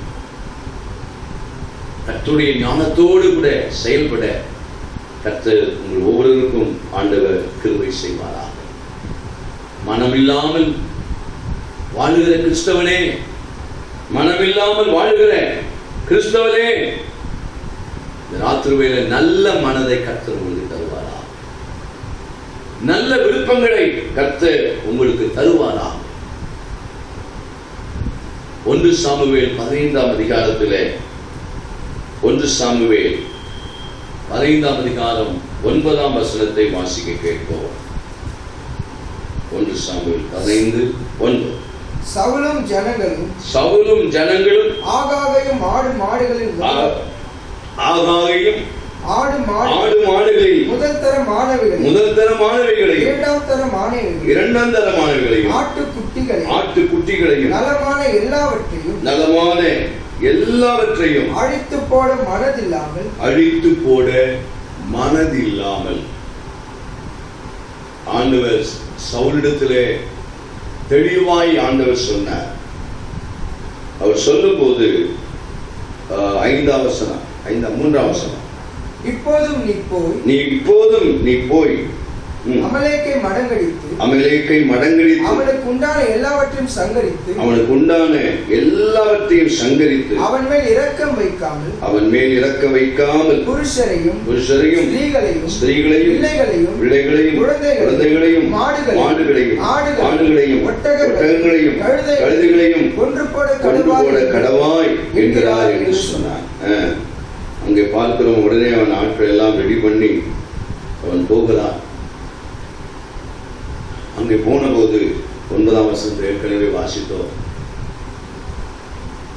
சவுலுக்கு ஆண்டவர் தெளிவா சொல்லிட்டார், எல்லாவற்றையும் இரக்கம் காட்டாமல் எல்லாவற்றையும் என்ன செய்ய வேண்டும்? கொன்று போட வேண்டும்.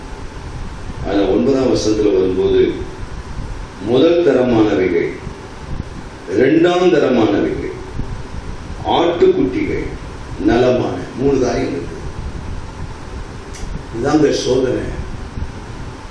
சோதனை இங்கதான். என் விருப்பம் எப்ப மாறும் தெரியுமா? உங்க விருப்பம் எப்ப மாறும்? ஒரு காரியத்தை நீங்க பார்க்காத வரைக்கும் ஆண்டவரே நான் உங்களுடைய சித்தத்தை செய்வேன். ஆனா அந்த இடம் எப்படிப்பட்டது, அந்த சூழ்நிலை எப்படிப்பட்டது, அங்க எல்லாம் எப்படி இருக்கிறாங்க அப்படின்றது ஒன்றுமே தெரியாது. ஆனா அங்க உள்ள ஒரு காரியத்தை சுருக்கமா சவுல்ட்ட சொல்லிட்டார். ஏன்னா அதெல்லாம் வாசித்தா நான் முடிக்க முடியாது. எற்றைக்கு நான் முடிக்கணும் இல்லையா? ஆகவே சவுலிடத்தில் ஆண்டவர் சொல்லிட்டார், இந்த அமலேக்க நீ முற்றிலுமா அழிச்சிடணுமா. ஆனா ஆண்டவருக்கு தெரியுமா தெரியாதா? அங்கே அமலேக்கினுடைய அந்த ஜனங்கள் மத்தியிலே முதல் தரமானவைகள் இருக்கிறது, இரண்டாம் தரமானவைகள் இருக்கிறது, ஆட்டுக்குட்டிகள் இருக்கிறது, நலமானவைகள் இருக்கிறது. இந்த 3 பிரிவும் ஆண்டவர் அறியாமல் சொல்லிட்டாரா? அப்படியானால் இவைகள் எல்லாம் அறிந்த ஆண்டவர் சவுல்ட்ட என்ன சொல்லிப்பார் தெரியுமா? எப்பா நீ அங்க போகும்போது முதல் தரமானவையும் இரண்டாம் தரமானவையும் ஆட்டுக்குட்டிகளையும் நலமானதெல்லாம் தனியா எடுத்தது, அதை தயவு செய்து அடிச்சிடாதுன்னு ஆண்டவர் சொல்லிருக்கணும் இல்ல? அவர் தெரியாம சொல்லிட்டாரா? சில வேளைகள் நமக்கு வருகிற பிரச்சனை அங்கதான். அந்த ஸ்பாட்டுக்கு போகும்போதுதான், அந்த இடத்துக்குள்ள போகும்போதுதான் ஐயோ ஆண்டவர் தெரியாம சொல்லிட்டார் போல இருக்குது.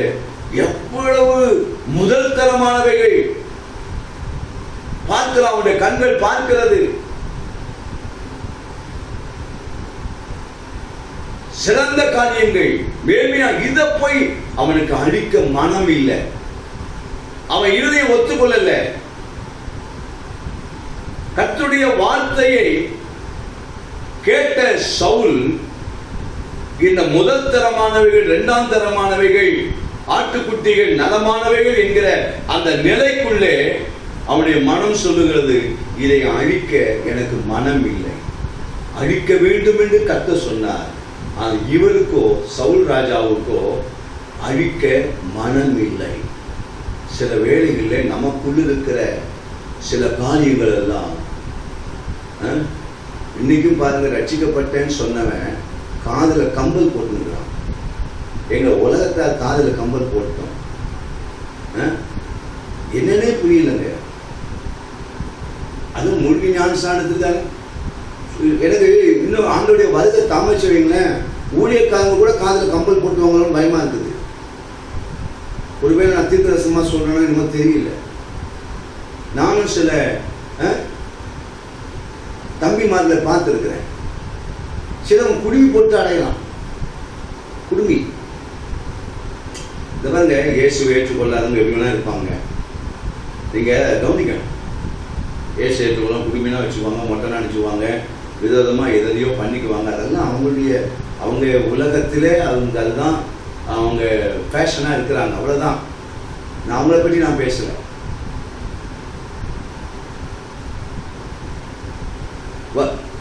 இன்னைக்கு நிறைய பையன்மாருங்க நம்ம பெண் பிள்ளைகளையே நகை போடாதுன்னு பேசுகிற பெண்டிகாஸ்டல் பாஸ்டர்.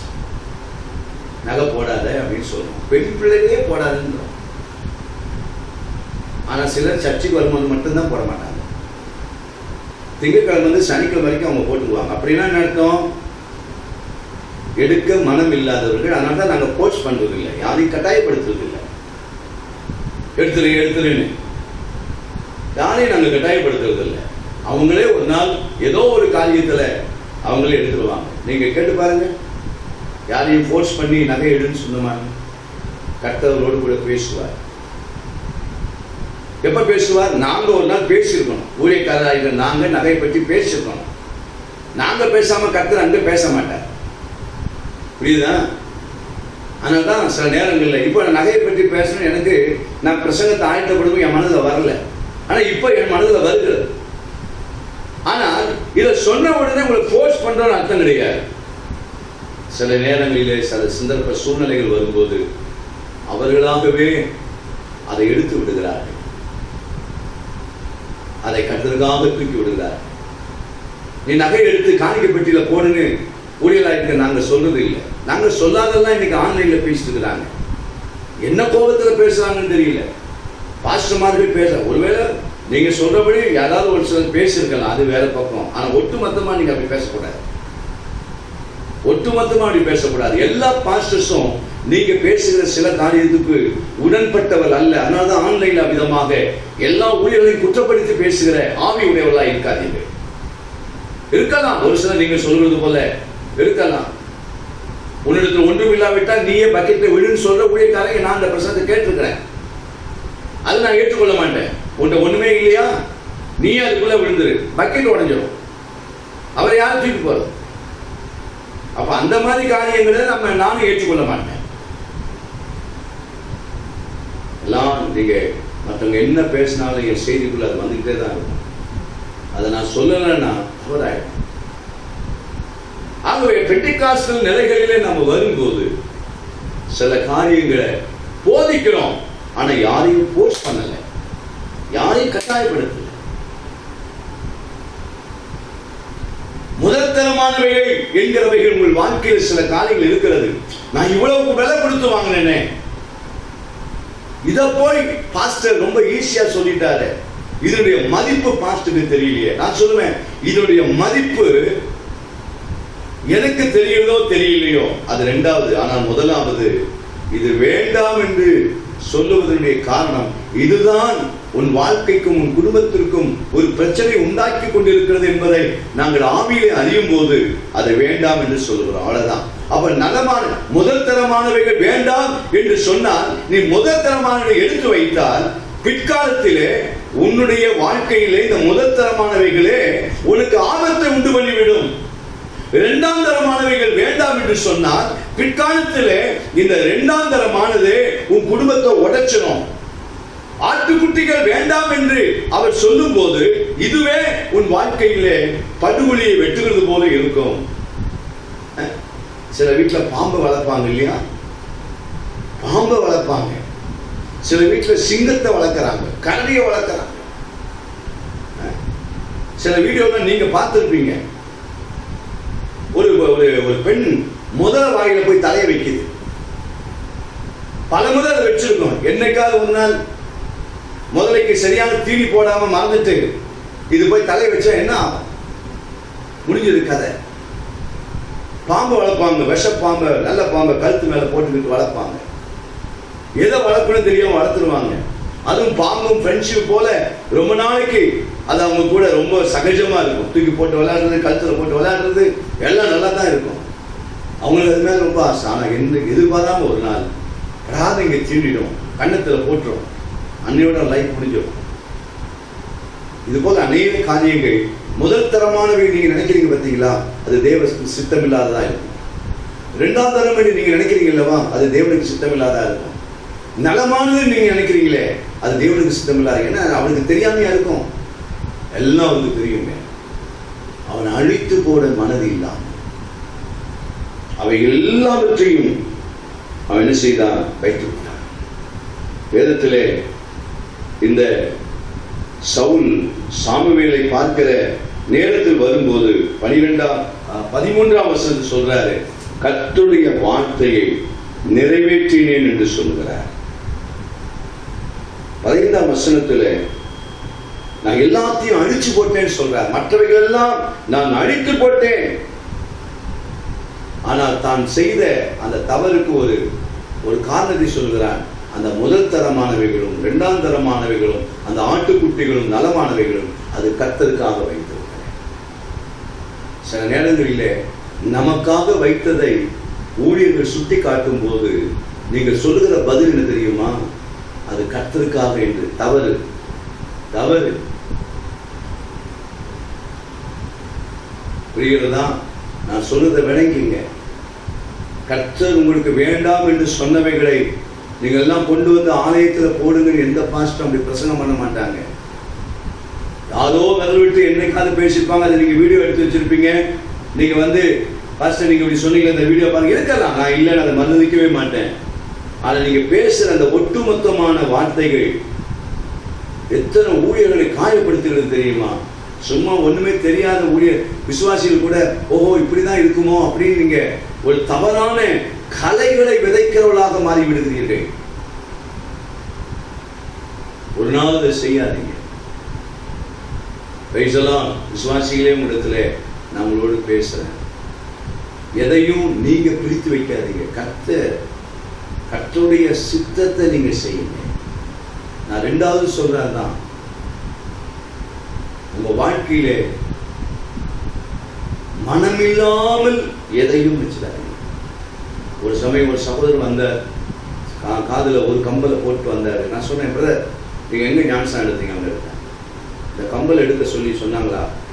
சொன்னாங்க. எடுத்தீங்களா? எடுத்தேன் பாஸ். ஏன் போட்டீங்க? எடுத்துட்ட பிறகு நான் போட்டேன். சிலர்லாம் அப்படிதாங்க இருக்கிறாங்க. அந்த இருதயத்திலிருந்து அதை எடுக்கல. நான் சொல்றது பையன்மார்களுக்கு சொல்றேன்.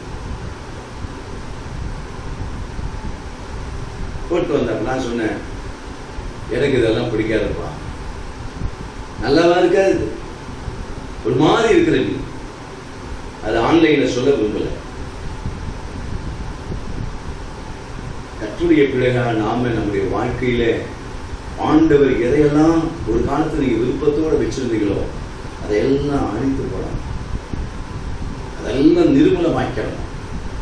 அதுதான் தேவ சித்தத்தை செய்யும் மனம் உள்ளவர்கள்.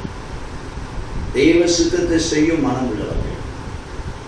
இதனால் நடந்தது என்ன? 15ஆம் அதிகாரத்திலே நாம பார்க்கிறோம். 23ஆம் வசனத்திலே சாமுவேல் தீர்க்கதரிசியை கொண்டு ஆண்டவர் சொல்லிட்டாரு, நீ ராஜாவா இல்லாதபடிக்கு ஆண்டவர் என்ன செய்தார்? புறக்கணித்து தள்ளினார். பார்த்தீங்களா? முதல் தரமானவைகளும் 2ஆம் தரமானவைகளும் நலமானவைகளும் வாழ்க்கையில் எதை கொண்டு வந்தது? ராஜா என்கிற நிலையிலிருந்து புறக்கணித்து தள்ளப்பட்டார், இழந்து போனார். நீங்க தேவ சித்தத்தை செய்யாவிட்டால், நான் தேவ சித்தத்தை செய்யாவிட்டால், ஒரு செகண்ட்ல ஆண்டவர் புறக்கணித்து பாருங்க. சும்மா மற்றவங்களுக்கு ஆண்டவர் அன்புள்ளவர் அப்படியெல்லாம் செய்ய மாட்டார், இதெல்லாம் நீங்க நம்பி ஏமாந்து போயிடாதீங்க. தேவன் நீதி உள்ள நியாயாதிபதி. நியாயாதிபதினா என்ன அர்த்தம்? நியாயாதிபதினா என்னது? தண்டிக்காம விடுறதா? சிக்ஷிக்காம விடுறதா? ஒரு கோர்ட்ல ஒரு நியாயாதிபதி இருக்கிறாரு, தண்டிக்க வேண்டிய மனுஷன் தண்டிக்கப்பட்டு தான் ஆகணும். அது அவன் பையனா இருந்தாலும், அப்பா என் பையன் தான் கொலை பண்ணிட்டான், நியாயாதிபதி சொல்றாரு வச்சுங்களேன், ஒரு ஜட்ஜி சொல்றாரு, அவன் என் பையன் கொலை பண்ணிட்டான், என் பையனா இருக்கிறபடினா நான் அவனை விடுதலை செய்கிறேன்னு சொன்னா, அங்க இருக்கிற அத்தனை பேர் சேர்ந்து பிரச்சனை உண்டாக்கிடுவான், பெரிய கலகமே உண்டாயிடும். அப்போ அந்த ஜட்ஜிக்கு இருக்கிறது என்ன தெரியுமா? அவருடைய தீர்ப்புல யாரை விடுதலை பண்ணணும் என்கிற ஒரு நியாயம் இருக்கிறது, யாரை தண்டிக்க வேண்டும் என்ற நியாயம் இருக்கிறது. நீங்க உடனே அது மனுஷன் அப்படிதான், தேவன் அப்படி இல்லைன்னு ரெண்டையும் பிரிச்சிடாதீங்க. புரியுதா? பிரிச்சிடாதீங்க. பல நேரங்களில் இன்றைக்கு சட்டங்கள் எல்லாம் இருக்கிறது தெரியுமா? இந்த சட்டத்தினுடைய அடிப்படை காரியங்கள்லாம் எங்கிருந்து எடுக்கப்பட்டது தெரியுமா? இந்த வேதத்தில் தான் எடுக்கப்பட்டது. இந்த வேதத்தில் தான் எடுக்கப்பட்டது. ஆகவே அவர் நீதி உள்ள நியாயம். ஒரு வாலிபனா இருந்தாலும் பிரசங்கிலே 12ஆம் அதிகாரத்தில் சொல்றார் அல்லவா, வாலிபனே உன் இஷ்டம் போல ஜீவிக்கிறியா, நீ ஜீவி, ஆனால் இவைகள் எல்லாவற்றின் நிமித்தமும் தேவன் உன்னை நியாய தீர்ப்பிலே கொண்டு வந்து நிறுத்துவார் என்று அறி. உன் இஷ்டம் போல நீ வாழ நினைக்கிறியா? ஒரு காதுல கம்பல் போட விரும்புறியா, போட்டுக்க. 2 காதுல போட விரும்புறியா, போட்டுக்கோ. வேணா பொட்டு வச்சுக்க, நீ என்ன வேணா பண்ணிக்க, தலையில பூ கூட வச்சுக்க. ஆனால் இவைகள் எல்லாவற்றின் நிமித்தம் உன்னை தேவன் நியாயத்தில் கொண்டு வந்து நிறுத்துவார். இப்படி எல்லாம் வாழக்கூடாது பைபிள் எங்க இருக்குன்னு சொல்ற ஆட்கள் பேச்செல்லாம் கேட்காதீங்க.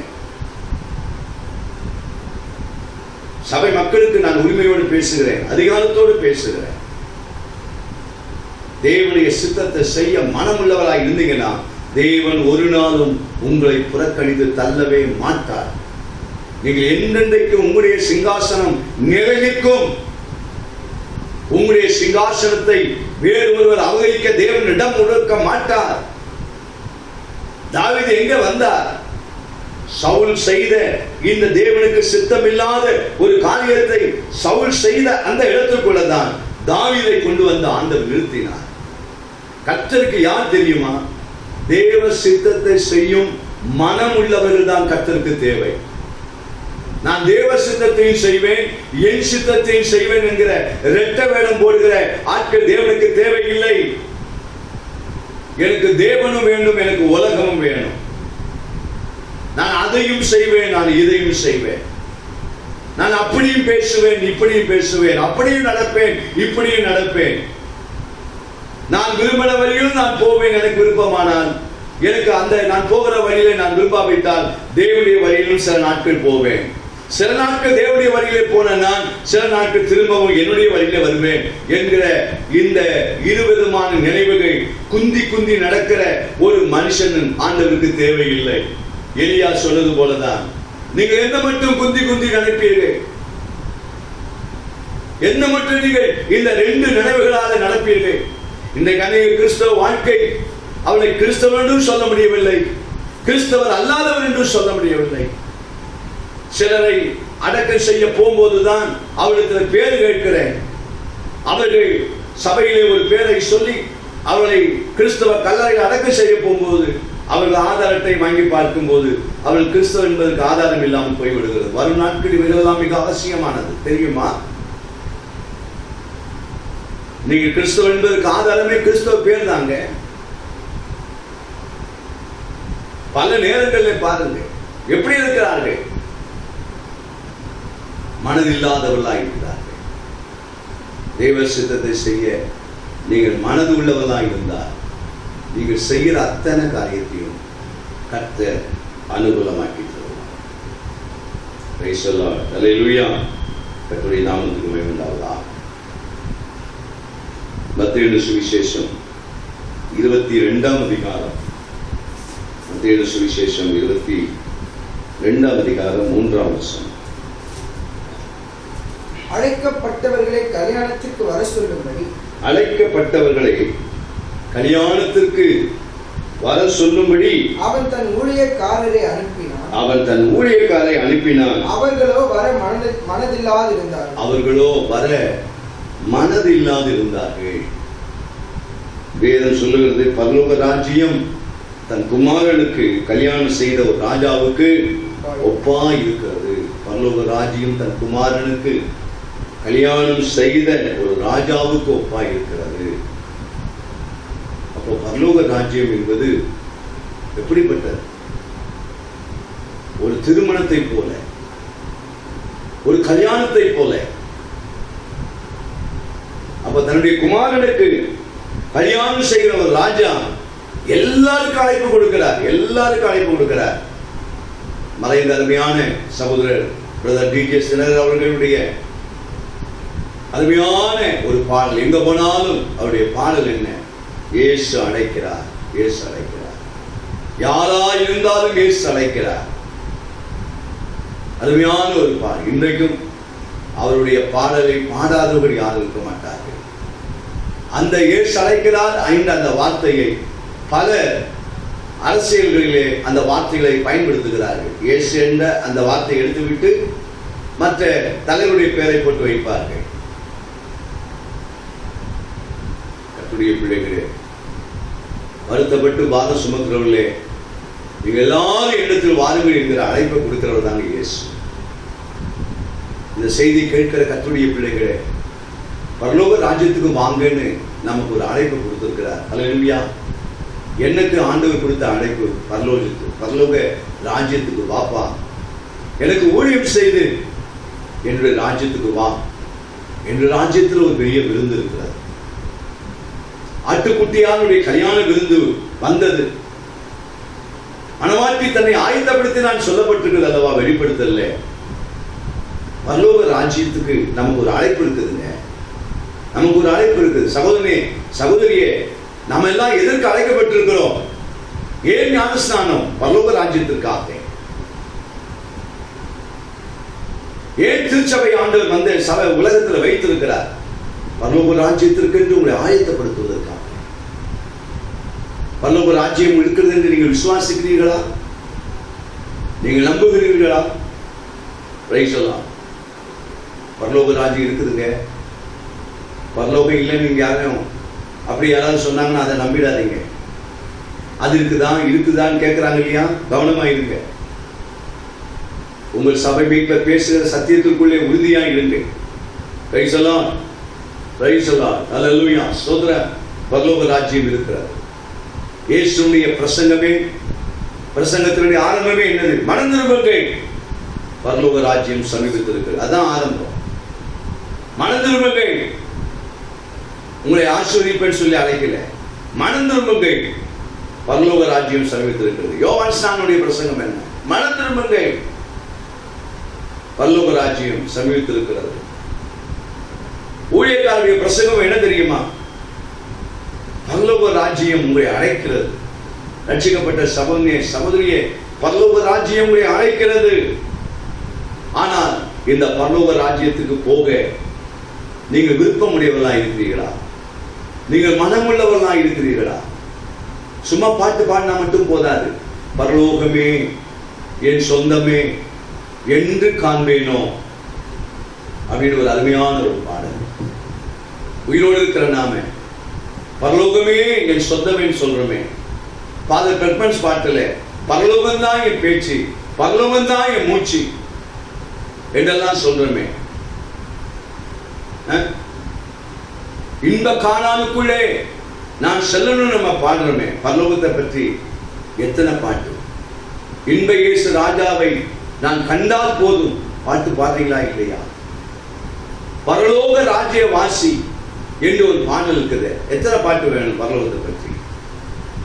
பரலோகத்தை பற்றிய பாட்டெல்லாம் செத்த பிறகு பாட முடியாது. உயிரோடு இருக்கும்போது அது இந்த வைரஸ் நாட்கள் அடிக்கடி பாடுங்க. இந்த தொற்று வியாதி இந்த தேசத்தை விட்டு போற வரைக்கும் என்னடா பாஸ்டர் அவசரமா பேசுறாரு, நான் பேசினாலும் பேசாவிட்டாலும் நம்ம எல்லாம் பரலோக பிரஜை தானே. புரிந்து கொள்ளுங்க. நம்ம எல்லாம் எங்க இந்த பூமிக்கு சொந்தமானவர்களாம். இந்த பூமி எனக்கு சொந்தம் அல்ல. அல்லேலூயா. நாம சுய தேசத்தை நாடி போகிறவர்கள். நம்ம இந்த பூமிக்குரியவர்களா சொல்லுங்க. இந்த பூமிக்குரியவர்கள் அல்லங்க. ஏதோ கர்த்தர் நம்மை இந்த உலகத்துல கொஞ்ச நாள் வைத்திருக்கிறார். கொஞ்ச காலம் இந்த உலகத்தில் இருக்கிறோம், அவ்வளவுதான். இப்ப எல்லாருக்குமே என்ன ஆயிடுச்சு? எப்போ மரணம் வரும்னு ஆயிப்போச்சு. எல்லாம் திகிலோடு வாழ்ந்துட்டு இருக்கிறாங்க. பாருங்க, ஆயத்தமாயிருங்க. பரலோக ராஜ்யத்திற்கு என்று ஆயத்தமாயிருங்க. அதுக்காக ஞானமற்றவர்களாயிருங்கள் என்று நான் போதிக்கவில்லை. ஞானமுள்ளவர்களாய் இருக்க வேண்டிய இடத்தில் ஞானமுள்ளவர்களாய் இருங்கள். அதிக பிரசங்கித்தனமான காரியங்களை செய்து நீங்கள் உங்கள் வாழ்க்கையிலே தேவனுடைய நாமம் தூஷிக்கப்படுவதற்கு ஏதுவான காரியங்களிலே நீங்கள் செயல்பட்டு விடாமல் இருக்க அன்பாய் கேட்டுக்கொள்கிறேன். அதற்கு மகிமையுண்டாவதாக. அப்போ பரலோக ராஜ்யத்திற்கு வர மனதில்லாத வசனம் சொல்லப்பட்டிருக்கிறது. அழைக்கப்பட்டவர்களை கல்யாணத்திற்கு 3ஆம் வசனத்தில் என்ன சொல்லப்பட்டிருக்கிறது? அழைக்கப்பட்டவர்களை கல்யாணத்துக்கு வர சொல்லும்படி அவன் தன் ஊழியக்காரரை என்ன செய்தான்? அனுப்பினான். அவர்களோ கல்யாணத்துக்கு வர சொல்ல, பரலோக ராஜ்யத்துக்கு வர சொல்ல ஆட்களை அனுப்பின போது அவர்களோ வர மனதில்லாதவர்களா இருந்தார். எங்க வேணாலும் போறதுக்கு ஆட்கள் ரெடியா இருக்கிறாங்க. ஆனா பரலோக ராஜ்யத்தினுடைய காரியத்தில் அனைவருக்கு விருப்பமே கிடையாது. மனம் இல்லைங்க. தேவனுக்கு ஊழியம் செய்ய மனம் இல்லை, ஆராதனையிலே பங்கு கொள்ள மனம் இல்லை, ஜெபம் பண்ண மனம் இல்லை, வேதம் வாசிக்க மனம் இல்லை, கர்த்தருக்கு கொடுக்க மனம் இல்லை, தேவனுக்கு அடுத்த எந்த காரியத்திலையும் மனமே இல்லை. அவர்களோ வர மனதில்லாதவர்களா இருந்த அழைப்பு எல்லாருக்கும் இருக்கிறது. ஆனால் வர மனதில்லாதவர்களாக இருந்தார்கள். இந்த அநேகருடைய வாழ்க்கையில் இப்படிதாங்க. அந்த வாழ்க்கையிலே மனது உள்ளவர்களாக இருந்தது. ஆண்டவரே, பரலோக ராஜ்யம் எனக்காக ஆயத்தமாக்கப்பட்டிருக்கிறது. விழுந்து போன தூதர்களுக்காக உள்ள நரகம் அல்ல, மனம் திரும்பினவர்களுக்காக இயேசு கிறிஸ்துவை சொந்த ரட்சகராக ஏற்றுக்கொண்டவர்களாக கிறிஸ்தவ ஜீவித செய்கிற அன்பான விசுவாசிகளே, விசுவாச குடும்பங்களே, இந்த மாதவில் உங்களோடு கூட திட்டம் தெளிவுமாய் சொல்லுகிறேன். ஆண்டுடைய வருகை சமீபமாய் இருக்கிறது. பரலோக ராஜ்யம் சமீபித்திருக்கிறது. நாம பரலோக ராஜ்யத்துக்குரியவர்கள். அவரை சந்திப்பதற்கு மனமுடையவர்களாக உங்களுடைய உள்ளத்தில் அந்த மனம் வரணுங்க. சாக்கு போக்கெல்லாம் சொல்லக்கூடாது. ஏன்னா அந்த அந்த அதிகாரத்தில் நீங்க பார்த்தீங்கன்னா வர மனம் இல்லாதவர்கள் சாக்கு போக்குகளை சொல்லுவார்கள். அந்த வசனத்தை மட்டும் நாம அங்கே வாசிக்கிறோம். அங்கே சொல்லப்பட்டிருக்கிறது, மனதில்லாதவர்களாக இருந்தார்கள். வாசிங்க 4. அப்பொழுது அவன் வேறு ஊழியக்காரரை அழைத்து, நீங்கள் போய் இதோ என் விருந்தை ஆயத்தம் பண்ணினேன், என் எருதுகளும் கொழுத்த ஜந்துகளும் அடிக்கப்பட்டது, எல்லாம் ஆயத்தமா இருக்கிறது, கல்யாணத்துக்கு வாருங்கள் என்று அழைக்கப்பட்டவர்களுக்கு சொல்லுங்கள் என்று அனுப்பினான். எல்லாரையும் அனுப்பினான். ஆனா இன்னொரு பகுதியில் சொல்லப்பட்டிருக்கிறது, அவங்க எல்லாம் போக்கு சொல்ல தொடங்கினாங்க. மனம் இல்லாதவர்கள் ஏதாவது ஒரு காரணத்தை சொல்லுவாங்க.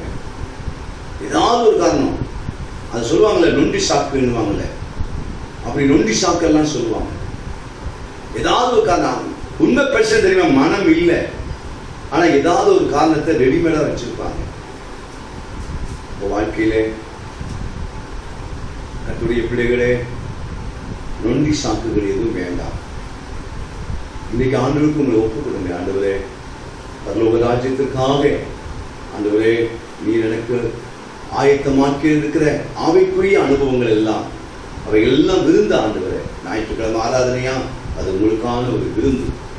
சனிக்கிழமை உபவாச ஜபமா, அது உங்களுக்கான விருந்து. தினந்தோறும் காலை 6 மணி ஜப தியான நேரமா, அது உங்களுக்கான விருந்து. உங்களுக்கு எழும்பி உட்கார மனம் இருக்கிறதா, அது ஒரு விருந்துங்க. பரலோக ராஜ்யத்திற்கான விருந்து. எல்லாம் அப்படிதான். உங்கள் சபை மேய்ப்பர் உங்களுக்காக ஆயத்தமாக்கி இருக்கிற அத்தனை ஆராதனைகளும் பரலோக ராஜ்யத்திற்கான விருந்து. அதற்கு தயவு செய்து சாக்கு போக்கு சொல்ல தொடங்கினார்கள் என்று சொல்லப்பட்டிருக்கிறதே. இந்த சாக்கு போக்கு சொல்லுகிற லூக்கான சுவிசேஷம் 14ஆம் அதிகாரம், லூக்கான சுவிசேஷம் 14ஆம் அதிகாரம் 17 வாசிப்போம். விருந்து வேளையில் தன் ஊழியக்காரனை நோக்கி, நீ அழைக்கப்பட்டவர் இடத்தில் போய் எல்லாம் ஆயத்தமா இருக்கிறது, வாருங்கள் என்று சொல் என்று அவனை அனுப்பினார். அவர்களோ போக்கு சொல்ல தொடங்கினார்கள். அவர்களோ போக்கு சொல்ல தொடங்கினார்கள்.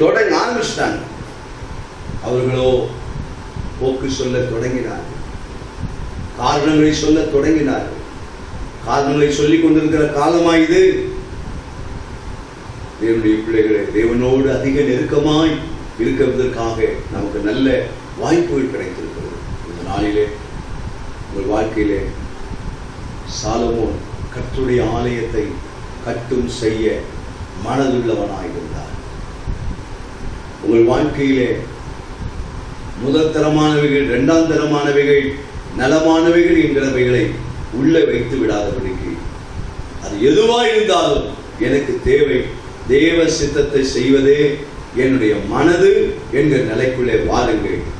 உங்களுடைய சிங்காசனம் நிலை நிற்கப்படும். இல்லாவிட்டால் உங்களுடைய சிங்காசனம் வேறு ஒருவருக்கு போய்விடும்.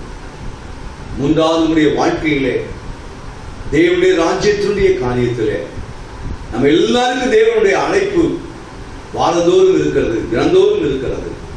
அதற்காக நேரம் ஒதுக்குங்கள். மாலை நேரம் உங்களோடு நான் பேசுகிறேன்.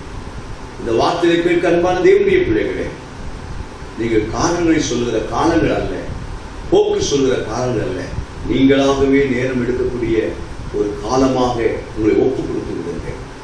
நேரத்தை ஒதுக்கி விடுங்க. இந்த நேரத்தில் எனக்கு வேற எந்த வேலையும் வேண்டாம். சிலர் கல்யாண வீட்டுக்கு போனா பர்மிஷன் போட்டுட்டு அந்த கல்யாண வீட்டுக்கு போவாங்க.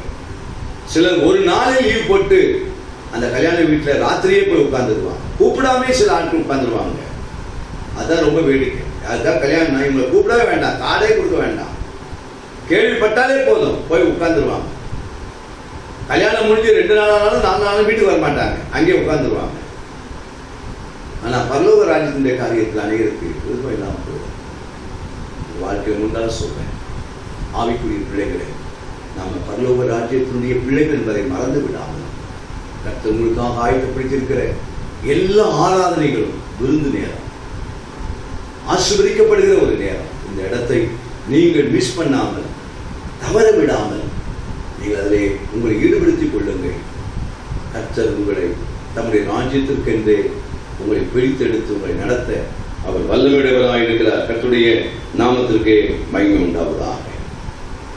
கடைசியாக ஒன்று சொல்லுவது, கர்த்தருக்காக நீங்கள் எதையாகிலும் கொடுக்க ஆயத்தமாய் இருந்தால் அதை மனப்பூர்வமாய் கொடுங்கள். ஒரு வசனத்தை வாசிப்போம். யாத்ரா 35 அதிகாரம் 5 வசனம். யாத்ரா 35:5. உங்களுக்கு உண்டானதிலே கர்த்தருக்கு ஒரு காணிக்கையை கொண்டு வந்து செலுத்துங்கள். கர்த்தருக்கு காணிக்கையை கொண்டு வந்து என்ன செய்யுங்கள்? செலுத்துங்கள். மனமுள்ளவன் எவனோ அவன் அதை கொண்டு வரட்டும். பாருங்க, கொடுக்கிறதுல கூட ஆண்டவர் சொன்னார்னா மனம் உள்ளவன் தான் கொடுக்கணும். மனம் உள்ளவன் கொடுங்க. மனம் இல்லைன்னு நீங்க கொடுக்காதீங்க. வேற உங்களுக்கு எங்க கொடுக்கணும்னு மனம் இருக்குதோ அங்க கொண்டு போய் கொடுங்க. இதனால எந்த ஊழியக்காரனும் பாதிக்கப்பட மாட்டாங்க. நீங்க அப்படியே கற்பனை பண்ணிட்டு இருப்பீங்க. பாதிக்கப்படவே மாட்டோம். எப்பவுமே நாங்க நல்லா தான் இருப்போம். ஏன்னா தேவனா அழைக்கப்பட்டவங்க இல்லையா? நீங்க சொல்லியா நாங்க ஊழியத்துக்கு வந்தோம், நீங்க கூப்பிட்டு ஊழியத்துக்கு வந்தோமா? இப்படி பேசுறவங்களா இந்த ஊழியத்துக்கு அழைச்சாங்க. அழைத்தவர் கர்த்தர். மோசே ஆண்டவர் ஆசரிப்பு கூடாரத்தை உண்டாக்குவதற்கு வானத்தினுடைய பலகணிகளை திறந்து, இந்த வெள்ளி, இந்த பொண்ணு, இந்த நூலு, இந்த பஞ்சு, அது இதுன்னு வானத்தை திறந்து கொட்டலங்க. ஆண்டவர் என்ன சொன்னார்? நீங்க பாருங்க, யாத்திராம் 25:2 வாசிப்பா. நீங்கள் 6 நாள் வேலை செய்ய. இல்ல, யாத்திராம் 25:2. யாத்திராம் 25:2. இஸ்ரவேல் புத்திரர் எனக்கு காணிக்கை கொண்டு வரும்படி அவர்களுக்கு சொல். அவர்களுக்கு என்ன செய்? சொல்லு. மனப்பூர்வமாய் உற்சாகத்துடன் கொடுப்பவன் எவனோ, மனப்பூர்வமாய் உற்சாகமாய் கொடுப்பவன் எவனோ அவனிடத்தில் எனக்கு காணிக்கை வாங்க. அவங்கிட்ட மட்டும் வாங்குறதுக்கு தான் எங்களுக்கு அனுமதி கொடுத்திருக்கிறார். புரியுதா? மனப்பூர்வமாய் உற்சாகமா கொடுக்க வருமானா கூட இல்லை, உட்கார்ந்து பேன் கார்டை வாங்கிட்டு போ. புரியுதா? சும்மா நம்ம மனம் போல பேசிவிடக்கூடாது, இஷ்டம் போல பேசிவிடக்கூடாது. வேதம் சொல்லுது, மனப்பூர்வமாய் உற்சாகத்துடன் கொடுக்கிற இடத்துல வாங்குங்கள். அவன் மனப்பூர்வமா கொடுக்கலன்னா அவனை திரும்பி ரிட்டர்ன் பண்ணிடு. கொடுத்துட வேணாப்பா. அவன் உடனே எடுத்து சொல்லுமா, பாஸ்ட்டுக்கு வெளிநாட்டுல இருந்து பணம் வரும், வேண்டான்னு சொன்னா வெளிநாட்டுக்கு பணம். ஒரு ஊழியக்காரரு, நான் இதை சொல்லி முடிச்சிடுறேன், ஏன்னா இந்த காலத்துல இதெல்லாம் சொல்லணும்னு சொல்லிட்டு போறேன், இல்லாவிட்டா அவ்வளவுதாங்க, நீங்க ஒன்றும் தெரியாம போயிடுவீங்க. கவனிச்சிங்க. ஒரு ஊழியருடைய கூட்டத்தை நடத்தினார். கிட்டத்தட்ட அந்த கூட்டத்துக்கு நானும் போயிருந்தேன்.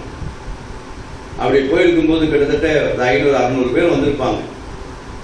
நான் சொல்றது, அப்ப நான் பேச்சுலரா இருந்தேன். 1978, 79 இருக்கும். அப்போது அதில் போய் பங்கு வரும்போது சாப்பாட்டு நேரத்தில் எல்லாருடைய சாப்பாட்லேயும் முட்டை போட்டார். எல்லாருக்கும் முட்டை, எல்லாம் நல்ல வயிறு பிடிக்க நல்ல, அவர் நல்ல ஊழியர், நல்ல சாப்பாடு போட. அவர் சாப்பாட்டில் மண்ணை கொடுக்குற, ஊழியர்களை விசாரிக்கிறதுல, ஜனங்களை விசாரிக்கிறதுல சூப்பர்மேன், தேவ மனுஷன். அருமையாக திருப்தியாக சாப்பாடு போட்டார். எல்லாருக்கும் முட்டை, எல்லாம் சாப்பிட்டு முடிச்சு மதியானம் செக்ஷன். அதில் ஒரு சிலர் தேவையில்லாமல் பேசிட்டாங்க. வெளிநாட்டு பணம் முட்டையில் மிதக்குதியான்ட்டுக்கிறாங்க. வேற ஒன்றும் இல்லை, முட்டையே விழுங்கிட்டு வெளிநாட்டு பணம் முட்டையில் மிதக்குதான். அவன் கணக்கு போட்டான், ஒரு முட்டை இவ்வளோன்னா 600 பேருக்கு முட்டை விலை என்ன? அப்போ என்ன இது? அமெரிக்கா பணம் முட்டையில் விளையாடுதான். நீ ஏன் முட்டையை விழுங்க? ஏன் விழுங்கின? இது எப்படியும் அவர் காதுக்கு போயிடுச்சு. அவரு மைக் எடுத்தாரு, ஐயா உனக்கு முட்டை போட்டாலும் வெளிநாட்டு பணம், நாங்கள் முட்டை போடாவிட்டா அமுக்கிட்டேன்னுருவேன், காசை நாங்கள் அமுக்கிட்டேன்னுவேன். கொடுத்தா வெளிநாட்டு பணம், கொடுக்காவிட்டா நாங்கள் எடுத்துக்கிட்டோம். இதாங்க உலக வாய், ஊர் வாயின்றது இதுதான். புரியுதா? இதுக்கு நிறைய காரியத்தை நான் சொல்லுவேன். எப்பவுமே கொடுக்க மனம் உள்ளவங்களா இருந்தேன்னு உற்சாக மனதோடு கொடுங்க. நீங்க உங்களுடைய வாழ்க்கையில நான் கொடுத்தா எனக்கு இவ்வளவு வரும் அப்படி என்பது அல்ல. ஆனா கொடுத்தவங்களுக்கு எல்லாம் கர்த்தர் கொடுத்திருக்கிறார். அது ஒரு உண்மை இருக்குது இல்லையா? இல்லைன்னு நீங்க சொல்ல முடியுமா? மறுதளிக்க முடியுமா? புரியுதா?